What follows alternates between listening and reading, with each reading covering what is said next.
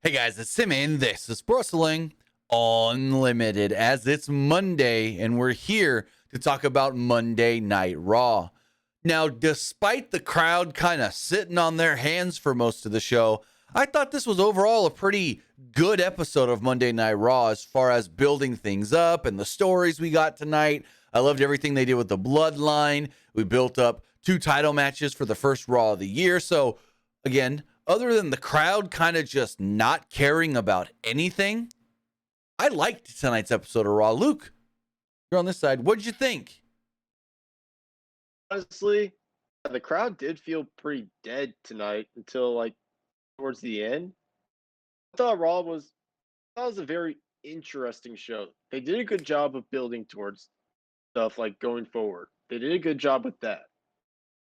First, I was kind of confused by the whole bloodline thing with attacking everybody, but Oh, we'll talk about I that. mean, yeah.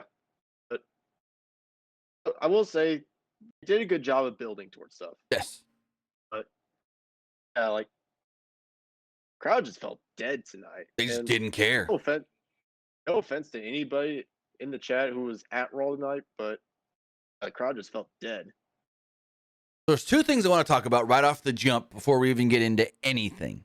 First one has to do with the Bloodline. Like, how they used the Bloodline tonight is how they should always be using the Bloodline. I loved the way the Bloodline were NWO-like, just jumping people backstage, just coming down to the ring whenever they wanted, doing whatever they want. I liked that. But it's hard to like that at the same time when we know that there's 5 different versions of the Bloodline. They're used very seriously, like they were this past SmackDown.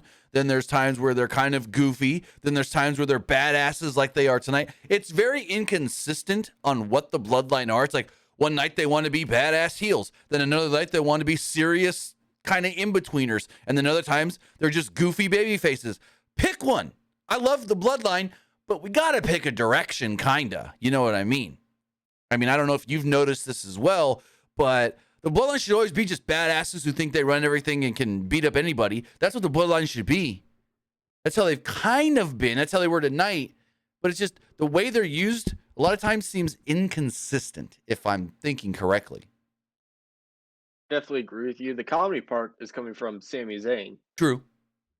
But I guess when Sami wasn't around, they were used very seriously. Right.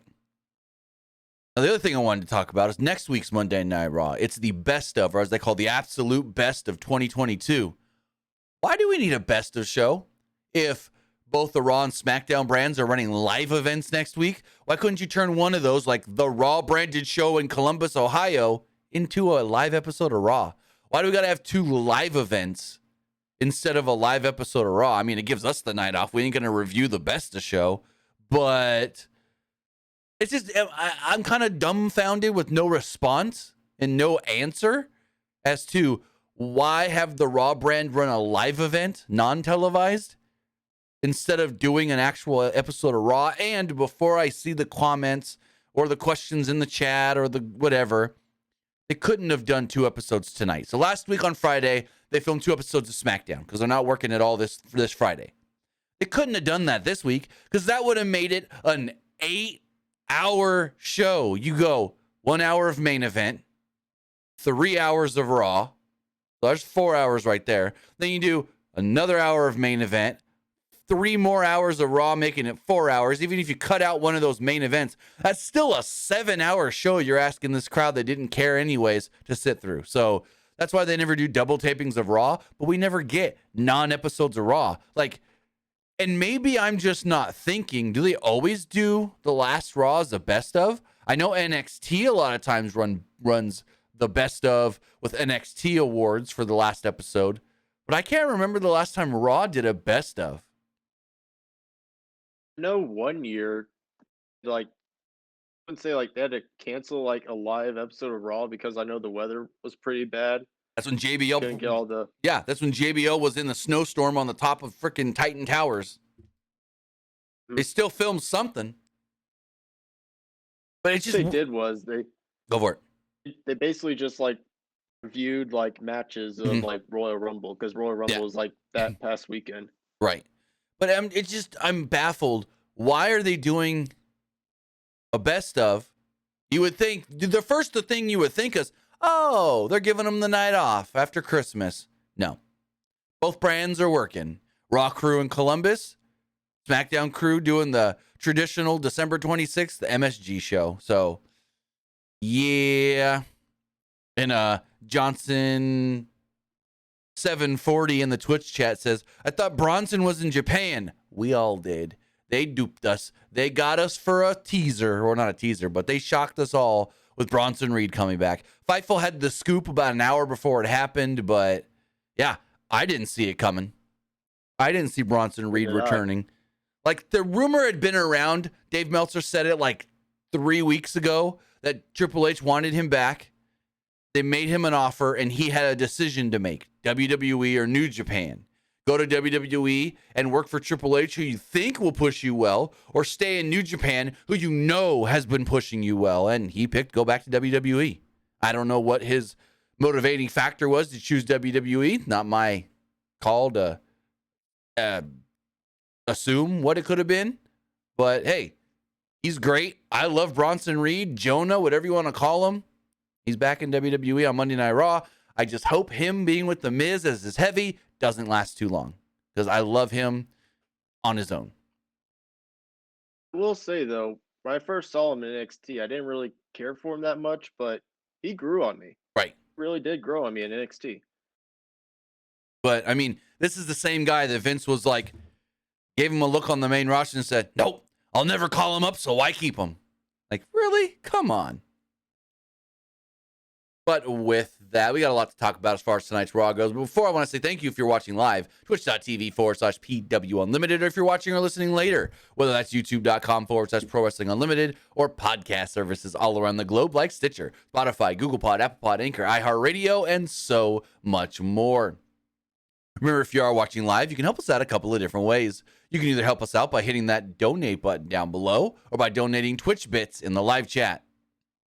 Also, remember, you can help us out by subscribing to the channel one of two different ways. You can either subscribe with a tiered subscription, or you can subscribe with Amazon Prime. Because remember, if you either have Amazon Prime or have access to somebody's Amazon Prime account, and I got an itch that I barely can't reach. Man, this is pissing me off. If you have access to Amazon Prime, well, then maybe you can buy a back scratcher that you can reach, spot on your back that your arm can't, or you can link it to your Twitch account and subscribe right here for no extra cost, because linking your Twitch and your Amazon gives you Prime Gaming, and Prime Gaming gives you a lot of cool things like free games, free stuff for games, and it always gives you one free subscription to any Twitch channel you want to subscribe to throughout the month, and I'd greatly appreciate it if you did right here, Pro Wrestling Unlimited. But on the flip side, if you're watching over on YouTube, you can help us out over there as well by becoming a channel member. As a channel member, you get early access to news, early access podcast episodes, early access non-news videos, access to all of our graphics packages, and so much more. Started work on the Royal Rumble ones today. I'm trying to do something different looking than the normal kind of graphics. I'm trying some stuff out. Hopefully it works right, because it wasn't what I tried earlier. So we got time. We got time to make them looking good. But you can get all of that and more also by heading over to patreon.com/PW Unlimited. And finally, head over to the Epic Game Store.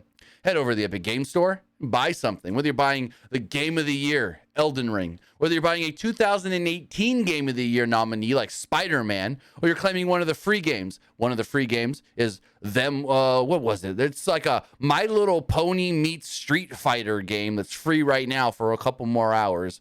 It is called, this game looks crazy. I might stream it tonight just to see, because it is called, I want to load. Them's Fightin' Herd. It's basically like ponies and unicorns and goats and dragons and stuff all fighting each other in like a Street Fighter style thing. But that game's only free for 11 more hours. Go claim that and put in the code PW Unlimited when doing so. And then in 11 hours, when a new free game comes up on the Epic Game Store, put this code in again. when you're going to claim whatever that new free game is. It's a mystery. They're not telling us like they normally do because it's Christmas time. Use code PWU NLIMITED at checkout for all Epic Games and Epic Games Store purchases, like getting into Fortnite. Season 4 just started. You got to buy someone V-Bucks for Christmas? Go through the Epic Games Store and use our code to support. But with that, we've got Monday Night Raw to talk about. Let's get this off the screen. I still didn't get this dang itch. But as far as Raw does go, Raw did kick off with a shot of Paul Heyman, of all people. Shot of Paul Heyman. Why won't the poll go? Tried to do the poll. Now the poll won't go. What the heck? Let's just do that. Okay. That was weird. Poll wouldn't go for some reason. As far as the show does go, kicked off with Paul Heyman. Shot at him holding the WWE Universal Championship belts. Heyman introduced himself before the cameras panned out to reveal Roman Reigns was there too. The crowd cheered. Reigns realized Raw, the home of Kevin Owens, who was trying to tear down his island. But not only, Owens got himself John Cena to help. Reigns warned that Owens would need more than just Cena. He'd need the entire Raw locker room. Reigns was going to return the favor and show Owens what he had at his disposal. Then everyone would acknowledge the bloodline. So we think Roman's there. He's not really there. Elsewhere, the Usos held up a camera to show that Sami Zayn and Solo Sikoa were attacking Mustafa Ali and some other people. I didn't know who they were. They said that there was more to be done, and they went on their way. So this is an awesome open to the show. I really liked this whole gang mentality thing. And like we talked about earlier, give me more of this with the bloodline. This was freaking awesome. I like these kind of opens. Yeah. For like wrestling shows. I like how they open up with like a message and like someone's just getting beaten up. But I also liked how they made you think Roman was there. So they gave the live crowd false hope. And then he wasn't there. So first match we get was the Street Profits against Finn Balor and Damian Priest of Judgment Day. Tozawa was out there with the Street Profits. Got to note that because it comes in play. And Rhea Ripley and Dominic again with Judgment Day. So this match is going, and we'll get into talking about the match. But there's one part that all of a sudden they cut to picture-in-picture during the match. And you see the Bloodline attacking Andre Chase and somebody else. You finally realize that somebody else is Elias. They take Elias's guitar, hand it over to Solo. Solo busts it over Elias's back. And then we go back to the match where Corey Graves goes, that was Andre Chase of NXT. He was here tonight working a match on Main Event. And I was like, okay, we knew that, but okay, cool. I like that they actually acknowledged why Andre Chase was there. And it wasn't like a, God damn. It wasn't like a, hey, that's Andre Chase from NXT. What the hell was he doing here? We don't know. As far as the match does go, tag match, Balor dropkicked Montez Ford and was about to go up to the top for his finish early on, but got distracted. Got distracted by Tozawa. And he was getting comfortable with Ripley and then Dominic on the outside. They were kind of going at it a little bit until Tozawa at one point threw his drink, or the Street Profits drink, I don't know whose drink it actually was, at Rhea Ripley. She moves. Dominic takes it to the face. They tell us that Dominic's eyes are still messed up from the mist last week that Asuka blew in his face. And I'm like, really? Because Rhea took that mist in War Games and was fine by Raw. So what? Anyways, the distraction here does, cost the Judgment Day the match. Ford rolls up Finn Balor from the distraction and pins him 1, 2, 3. Honestly, not much really, I felt like, happened during this match. And a lot of stuff overshadowed the action in the match. Hence, the stuff with the Bloodline and the stuff on the outside with Tozawa and stuff. Do want to say thank you to Esports Gaming 316 on Twitch for the resubscribe at 8 months. Thank you for your subscription. But yeah, the match itself kind of was just, I felt overshadowed by too many other things going on. What do you think? I kind of agree with you. I was honestly more focused on like the bloodline stuff in this Mhm. match. Exactly. And like they were kind of like focusing too much on like stuff going like outside the ring with like Tozawa, Ripley, and Dominic, Right. I feel like.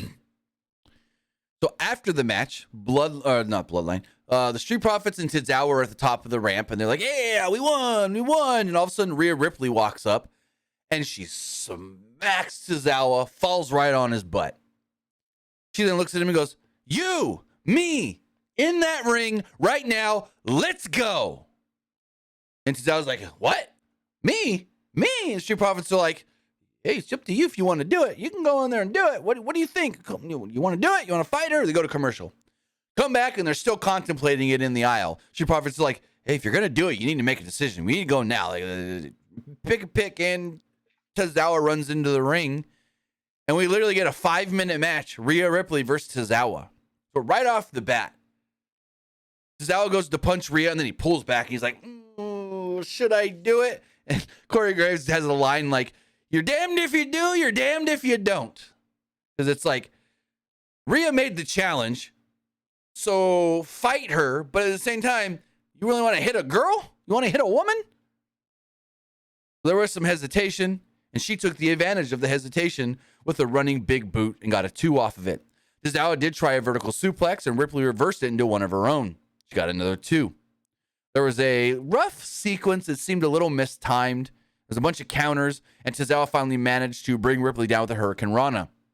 Tozawa then set up for his suicide dive, but he was tripped by Balor. So the Street Profits took Balor and Priest down with stereo dives right onto the announce table. Like they got crashed right into the announce table. Tozawa then dodged a charge from Ripley into the corner. She went shoulder first into the post.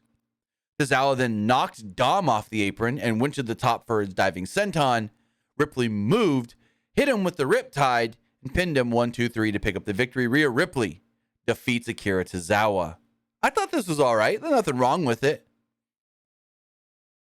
I mean, it was all right. It was mainly just Tozawa just dodging Rhea because he didn't want to hit her. I thought it was funny when like the Street Profits, they were actually like next to Tozawa. I was like, "You gonna let her do that to you? Right. You gonna let her do that to you?" I thought that was hilarious. I just like that they're still contemplating it after the break. And they're like, "All right, you need to make a decision. What are you going to do? What are you going to do? What are you going to do?" But overall, I thought it was actually really good. So as we move forward, Adam Pearce seemed like, he was leaving a voicemail for Paul Heyman when Kathy Kelly would walk up and wanted to know what's going on with the Bloodline. And then he's like, "Well, first I got an update on Bobby Lashley." Pearce wanted to keep their matter private and was like, "We met, and I assure you Lashley will be back soon." That's all I could say at this moment. MVP would approach and said that he wanted to have a word with Pearce about Bobby Lashley. Oh, please give me the Hurt Business back. Hurt Business versus the Bloodline. We haven't got it yet. We should get it. Come on. Even if you're adding Omos, I don't care. I just want Hurt Business back. Anyways, so he's like, "I want to talk to you about Bobby Lashley and this and that." And then an official runs up and he's like, "Hey, something's going on. I need you. Pearce runs off. Kathy Kelly follows, and they all take off. And MVP stand there like, "Hey, I thought we were going to talk." So after a break, Dolph Ziggler, Shelton Benjamin, and Cedric Alexander were all down and being checked on by officials while Pearce was still on the phone. So, I mean, all hopes for the Hurt Business coming back. They ain't going to let... I would say that they wouldn't let the Bloodline beat up Shelton and Cedric if they're trying to bring back the Hurt Business. But maybe that's a motivating factor for Shelton and Cedric to rejoin the Bloodline, to go against the... I don't know. But Kathy Kelly couldn't get a comment from Adam Pearce, so she asked Ziggler what happened, and he said, "The Bloodline happened." Cool. There's more of this to come. I will say though, like it was looking like for a while they were having like Triple H as like main like GM type of guy, and they just like they kind of just like went back to Adam Pearce. So I was like, all right, who's like the main like backstage guy? Yeah, because Triple H or Adam Pearce. I think Triple H's whole thing is he's gonna pop up when Adam Pearce can't get control, because he's only done it like 2-3 times max. So maybe that's the thing. If Adam Pearce can't get control, then you need old Paul to come out and fix things. But I don't know. Next up, we had another tag match. It was... My dot went off. Okay. It was Carl Anderson and Luke Gallows. Give me 1 second. It was Carl Anderson and Luke Gallows against the Alpha Academy. So this match is pretty good. The OC was working over Chad Gable early, and the crowd was chanting a lot, "We want Otis." Like, they were into Otis. They wanted Otis here in Des Moines, Iowa. They kept chanting, "We want Otis. We want Otis." Otis finally tagged in, and the crowd actually cheered, but the OC cleared the ring of Otis and Gable ahead of a commercial break. Chad Gable worked over Anderson after the break until Gallows tagged in, but Otis made a blind tag and leveled Gallows with a discus clothesline.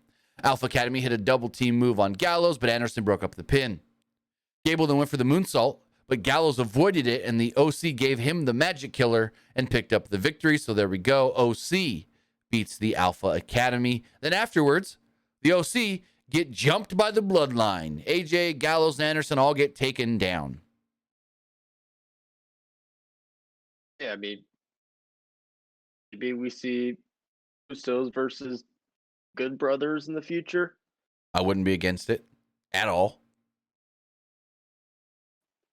They need opponents, so Right. And Corey Graves kept saying tonight, you know, the tag team divisions, they're looking really good on both Raw and SmackDown. They're flourishing more than ever. So they're teasing that there's new teams here for the Usos. So the Usos and Sami Zayn were in the ring after the commercial break. Adam Pearce came out. He was with security guards, Shane Helms, Kenny Dykstra, and so forth. Jimmy Uso said they run this business. And Zayn didn't know what Pearce's problem was because the fans certainly didn't have a problem with what they were doing tonight, and then the crowd cheered. Zayn said the night was nothing compared to what they will be doing on the 30th to Kevin Owens and John Cena. Pearce was about to send security into the ring, but Jay said, not to worry, we're done. Jay led the crowd in their catchphrase of, "We the twos, you the one."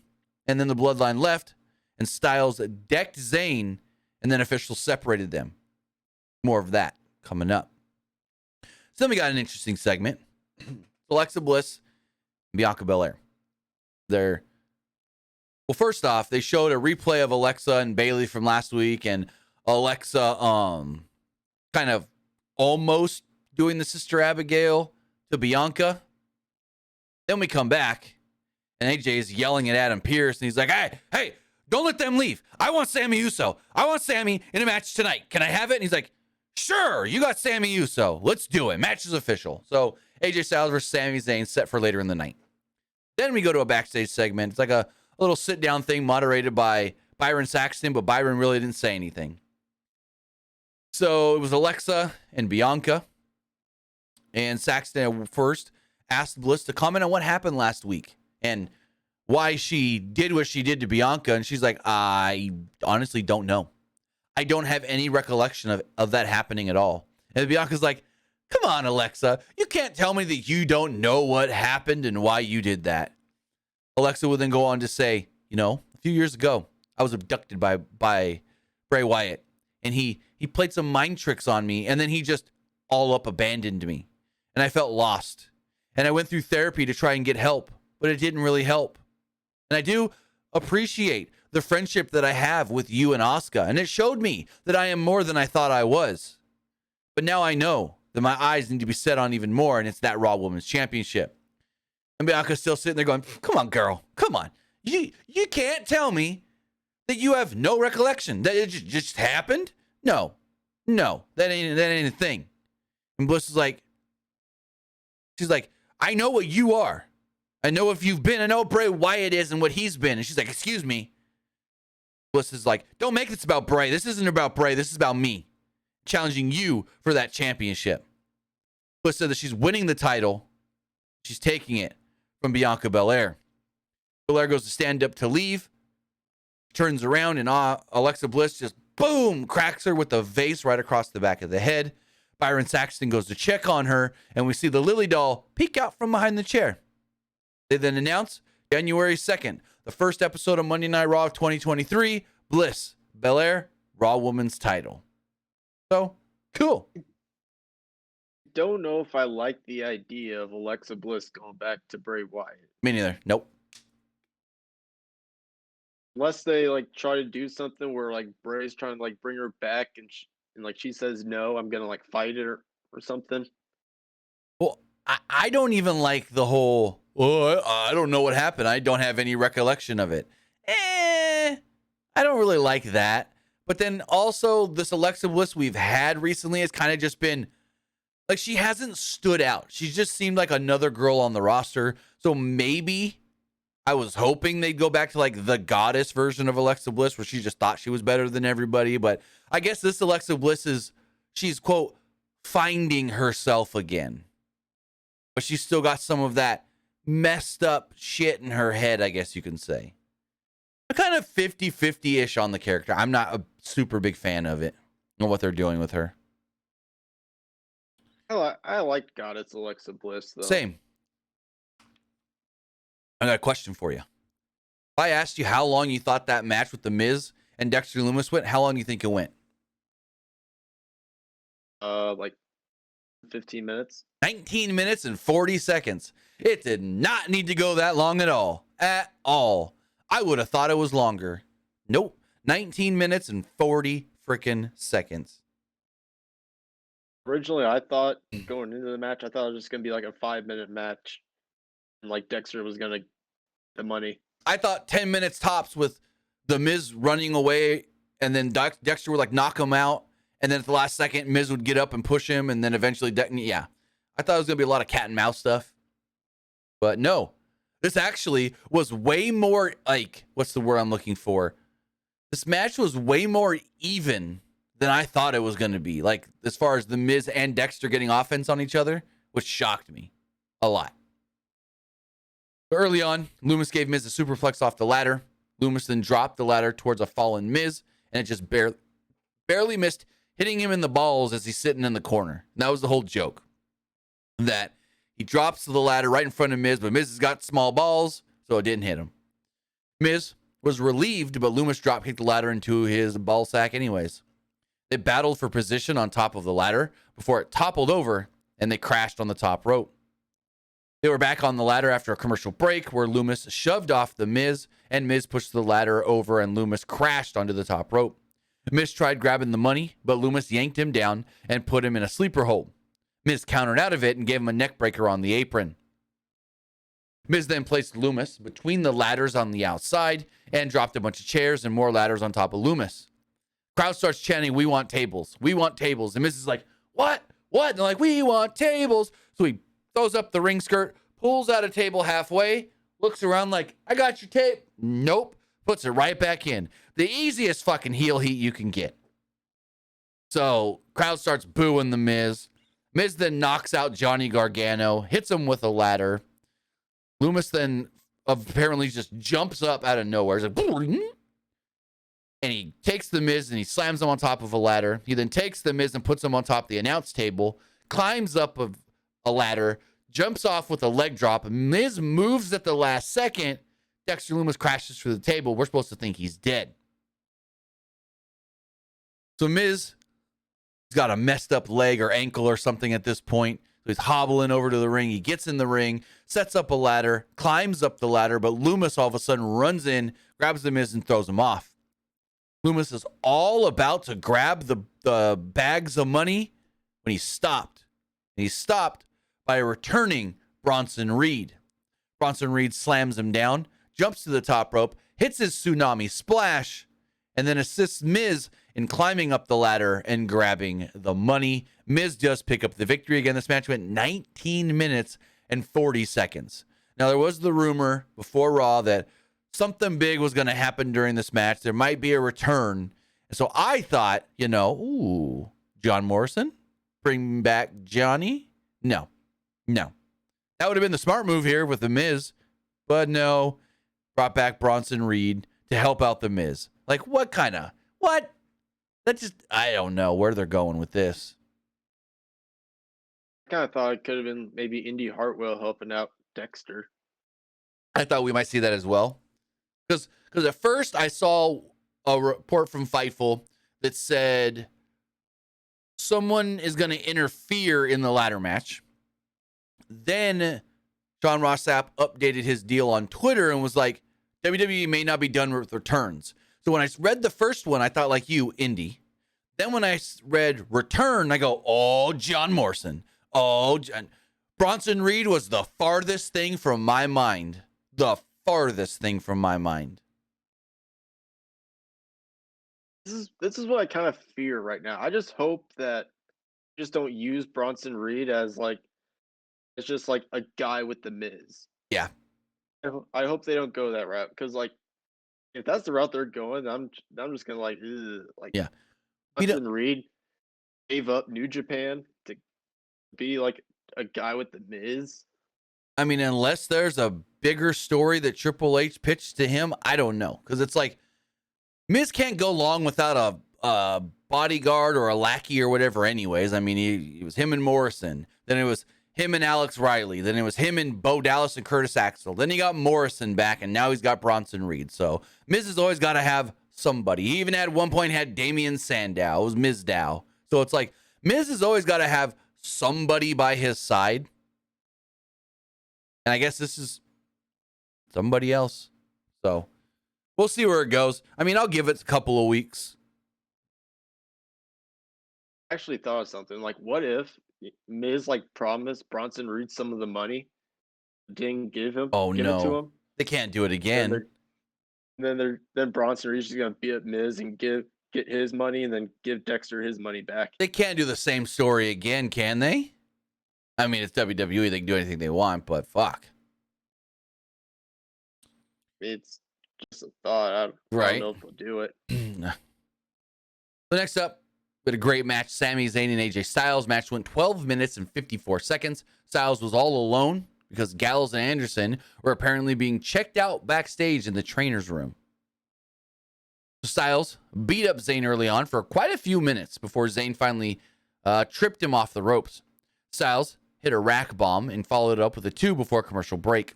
Styles then Zayn blocked Zayn blocked a Styles clash before hitting a big boot and an awesome brainbuster for a 2. Styles hit a series of strikes and absorbed a boot by Zayn to hit a Pele kick of his own. Zayn then countered a reverse DDT and suplexed Styles into the turnbuckle. Styles then blocked a Helluva kick attempt and applied a calf crusher, but Zayn got to the ropes to break the hold. Then, out would come Solo Sikoa through the crowd. He caused a distraction where Zayn would roll up Styles and get a 2 off of it. Styles then fought off Zayn and set up for the phenomenal forearm, but instead went after Sikoa. Zayn then tried to help Solo Sikoa, but Styles fought him off again and sent him back into the ring. The ref went to check on Sami when Sikoa would hit Styles with a Samoan spike. I love that Solo Sikoa is just Umaga. I really like it, to be honest. Zayn then followed up with a Blue Thunder Bomb and picked up the victory. Like, when's the last time he won with a Blue Thunder Bomb? He used to win all the time with it in NXT. Not much on the main roster, so cool little callback there, winning with a Blue Thunder Bomb. What'd you think of the match? I thought it was a good match. I like how Solo Sikoa is using some of the moves that Umaga did in the past. Yeah, he uses the same splash in the corner, the same mannerisms, the whole and then the Samoan spike. I like it a lot. So in the back, we get a pissed off Adam Pearce. He screamed at Sami Zayn and Solo Sikoa to leave, and Zayn just seemed amused, I guess you could say. This is when they announced the Best of 2022 show next week, and they would also announce a second title match for the January 2nd show. Austin Theory will be defending the United States Championship against Seth Rollins. We go into the final hour of the show, and out comes Des Moines' own Seth Rollins. Seth Rollins has a new T-shirt. He didn't wear it, but they showed it. It said Iowa's own. It's got Seth Rollins in like a cornfield, and then on the back it says "Sing My Song." So Seth comes out, and the crowd's chanting "Welcome home." Rollins noted that the Bloodline were attacking everybody but him, and he had a message for Usi boys to deliver to the tribal chief. Mondays don't belong to Roman Reigns. They belong to Seth freaking Rollins. This is when Austin Theory would then come out and the crowd would boo and boo uproariously. Theory dropped the champ is here line, thinking he John Cena, and told Rollins that this was just the beginning of the Theory era. Theory said that Rollins was going to pass the torch to him, even if he didn't like it. Theory would take it from him, right from his cold, legendary hands. Rollins then warned him to back off, or he'd end him like he ended Bobby Lashley. Theory said that Rollins was lucky that Lashley took out his frustrations on officials and not Rollins himself. And that was typical because Rollins, his whole career was about being lucky. Rollins said that he knew that Theory is grown up, but despite being the U.S. champion, it eats at him that he'll never be Seth Rollins. Theory asked how many times Rollins was given the ball and fumbled it, just like his own Chicago Bears.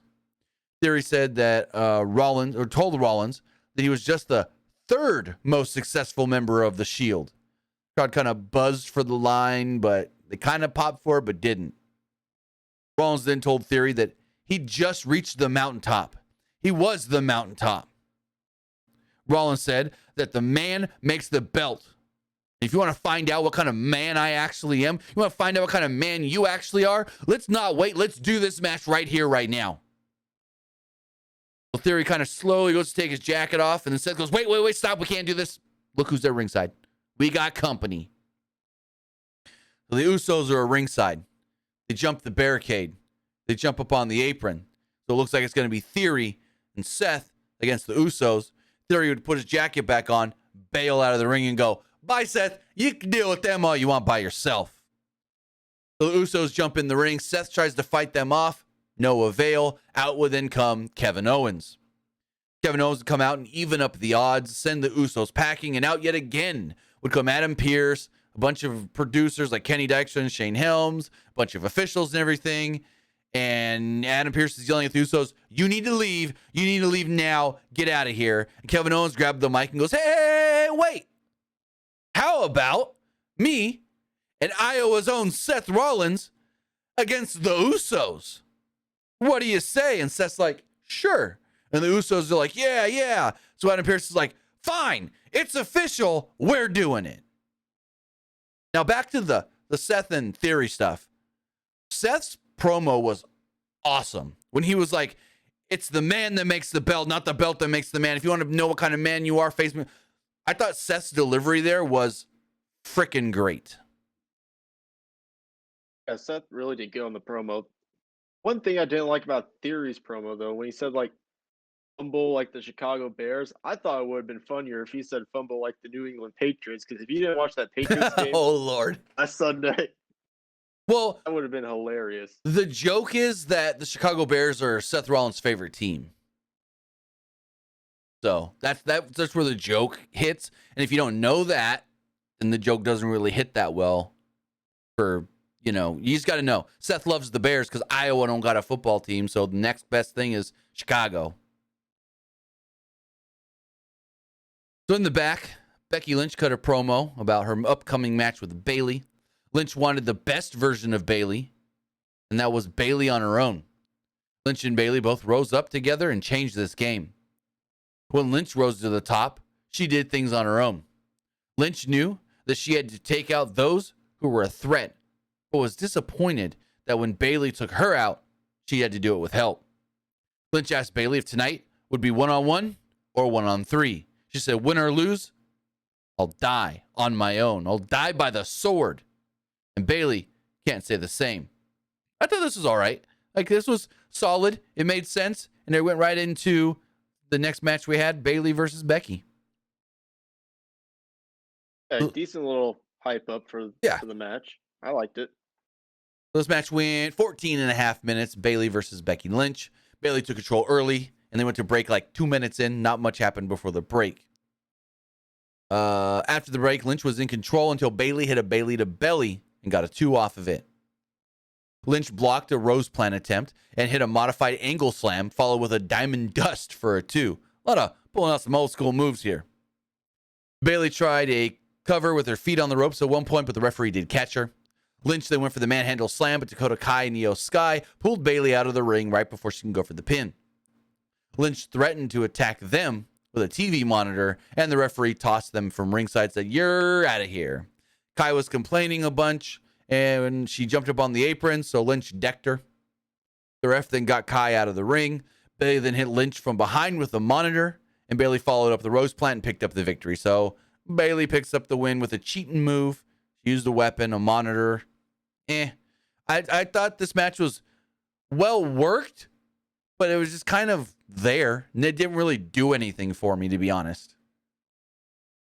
It honestly just felt like a normal match on a wrestling episode. Yeah. I'm almost kind of not over damage control, but I'm kind of over the whole, it's always 3-on-1 with them. It's always like, we got that with the Usos tonight. We didn't need more of the kind of same with somebody else. But the crowd did like Becky. They chanted for her some, but they were still very quiet in doing so. So in the back, Kevin Owens approached Seth Rollins. He's asking him if he's ready. They agreed that they were a great team in the past together, and Rollins wondered why they stopped teaming together. Owens reminded him that you tried to steal my spot at WrestleMania with Steve Austin. That's why we're not friends anymore. Rollins wasn't sure if that was true, while Owens was like, yeah, it's 98% true. Rollins figured that the other 2% chance was Owens being wrong, but Owens was just trying to be nice, and he was like, no, I'm 100% sure you tried to steal my spot at WrestleMania. Owens has said that was all moot because tonight they have a common goal, take out the Usos. Rollins was happy with that and laughed. After Rollins left, Owens said, still got that laugh, huh? I thought Kevin Owens was great here. Kevin Owens, when he's just going off trying to be funny and like over the top, he's amazing. Then we get a 10, 11-minute match. It's like right between 10:45-ish. Kevin Owens and Seth Rollins against the tag team champions Jimmy and Jey Uso. Now it's like Kevin Owens and Seth Rollins win. I get why Kevin Owens had to win here, but now you can do the whole thing of, should they challenge the Usos for the tag titles? Maybe? No? Are we getting that Kevin Owens Roman match at Rumble? I don't know. But as far as the matches go, the Usos had the early advantage, and they went to break about 2.5 minutes in. After the break, Rollins had a fiery comeback and took out both Usos with a flying crossbody. Owens tagged in and hit Jimmy with a frog splash for a 2. Jey took out Rollins with a super kick on the outside while Jimmy was in the ring. He got his knees up on a swanton from Kevin Owens. Solo Sikoa would then appear at ringside, and then he would get attacked by Gallows and Anderson. Jey hit them with a dive. Then Rollins hit Jey and Solo with a dive, barely because he overshot them with his flip dive. Rollins then avoided a charge by Solo Sikoa, who ran into the ring post. Rollins then took out Jey on the outside with a stomp. Then it seemed like it was one-on-one Owens-Jimmy. Owens and Jimmy battled on the top rope until they finally fell off and Jimmy hit a super kick for a near fall. Owens then blocked a super kick attempt and hit one of his own, followed by a pop-up powerbomb to pick up the victory. So there we go. Kevin Owens pins Jimmy Uso. Owens is then celebrating when Sammy slips into the ring behind him. Kevin turns around and sees him there. They start, staring each other down until Zayn just like, I'm done. I'm out. He leaves with the Bloodline. We're good to go. They'll fight on January 30th when it's Kevin Owens and John Cena against Roman Reigns and Sami Zayn. But, overall, I thought it was a good episode of Raw. Yeah, I like the finish to Raw. And the Gallows and Anderson, attacking the Usos. It's sort of telling us that we're probably going to get that much soon. Well, yeah, they need new challengers. Maybe those can be the opponents for the Usos at Royal Rumble, maybe. If not sooner. They've already got... if you really want to load up that first show in January, 3 title matches, you could do it. Add this match, the Good Brothers versus the Usos for the tag titles. You got 3 title matches. You can do 1 each hour. Just a thought. I wouldn't mind that. But as far as everything goes, you know what we thought? Now it's time to hear what you guys thought of tonight's show. Remember, you can do so. You can text in and let me know what you thought of the show. Again, text into 510-906-1341. Again, that's 510-906-1341. But before we get into all of that, we got to check the polls. As far as the polls do go, let's refresh everything just so we got accuracy. As far as the Twitch poll does go, 92% like tonight's Raw, with 8% thinking it was just all right. As far as the Twitter poll does go, 85.7% liked the show, 11.9% thought it was just all right, and 2.4% didn't like Raw. And finally, the YouTube poll, 74% liked the show, 18% thought it was just all right, and 7% didn't like the show. As far as some of the comments here, this one says, best show by far. Wasn't expecting the return of Bronson Reed. What a return. Another comment here says, I love the Bronson Reed return and him helping The Miz. Can't wait for Ciampa to return and maybe have a stable. That'd be an interesting one. Honestly, I forgot about Miz and Ciampa. This person says, I enjoyed the show tonight. This person says, I thought it was a 7.5 out of 10. And as far as the text messages do go, the person says, with Bobby Lashley fired. Oh, nope, this comment's already wrong. They said, I'll read it anyways because I think there's more to it. With Bobby Lashley fired, do you think that they could do a beatdown angle where Bobby just thrashes Pierce? No, Bobby Lashley's not fired. Adam Pearce came back the next day and was like, yeah, I spoke wrong in the heat of the moment. Bobby Lashley is not fired. So if you guys missed that last Tuesday, you missed something. Bobby Lashley's not fired. Adam Pearce already said that. He even said it tonight. So, yeah. This person says, WWE decides to move Money in the Bank to WrestleMania. Who are some people you would like to see in both Money in the Bank matches? Well, that's a question for another time. A, because that's a question you can ask without having to do the whole, why does it got to be at Mania to do predictions? And B, yeah, it's too early. Like, we don't even know who's going to win the Rumble. So it's like, if you're saying Money in the Bank at Mania, then we got to know who's not going to be in the match first up. But I think they keep the regular Money in the Bank pay-per-view a thing. I like Money in the Bank being its own pay-per-view. I mean, I really liked Money in the Bank being Mania, so it's Mania to Mania, kind of the year-long thing. But now that you have the men's and the women's, I mean, I guess you could do like the men's on night one and the women's on night two, but keep it its own pay-per-view. Would do better financially as its own pay-per-view. Yeah, I think the Money in the Bank pay-per-view would be better than just a payback. First says, do you think Alexa will beat Bianca? If it is not Alexa, who will beat Bianca for the title? Also, does Seth also win the U.S. title back? I don't think Seth wins the U.S. title back. I honestly think something's going to happen to cost Seth the title, maybe. I don't think Seth wins. I'm just going to say right there. I don't think Seth wins. As far as Alexa goes, I was thinking tonight, maybe we do put that title back on Alexa Bliss. What do you think? I wouldn't mind it. I mean, when she was like Raw Women's Champion in the past, she did great with the belt. Yeah. And Bianca does have to lose eventually. So right. Because I mean, what better way to do it of Bianca loses and she's chasing into Mania, trying to get the belt back. And then maybe she can win it again at Mania or something. Or maybe she can lose to Alexa and win the Rumble. I mean, I don't even know who is going to win the Rumble for the women's side. Yeah, there's a lot that can happen there. Another text message asking if I think Alexa's going to win. And then this one says, do you think Miz and Bronson could be the next Gable and Otis? No. Two different things. I don't think they're going to be any. No. I don't think Triple H would have two very, like, it wouldn't work. Because Gable and Otis's whole thing is Gable has trained Otis to be more serious and a better amateur wrestler. Why would Miz be training Bronson Reed to be a amateur wrestler? It just wouldn't work. I get where you're coming from. Small guy with the big fat guy. Small guy with the big fat guy. It wouldn't work. It wouldn't work at all. Two completely different dynamics. Bronson Reed is already like a serious wrestler. Oh, fuck. Bronson Reed should be Intercontinental. Bronson Reed should be fighting Gunther for the IC title on SmackDown. I'm just going to say that right now. That match would, as the kids say, hump.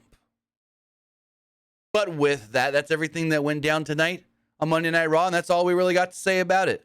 But with that, I want to say thank you if you're watching live, twitch.tv/PW Unlimited, or if you're watching or listening later, whether that's youtube.com/Pro Wrestling Unlimited, or podcast services all around the globe like Stitcher, Spotify, Google Pod, Apple Pod, Anchor, iHeartRadio, and so much more.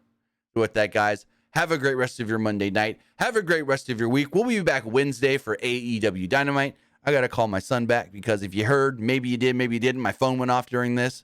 He tried calling me. I don't know why. But with that, guys, have a great rest of your night, and I'll see you next time. Have a good one, guys.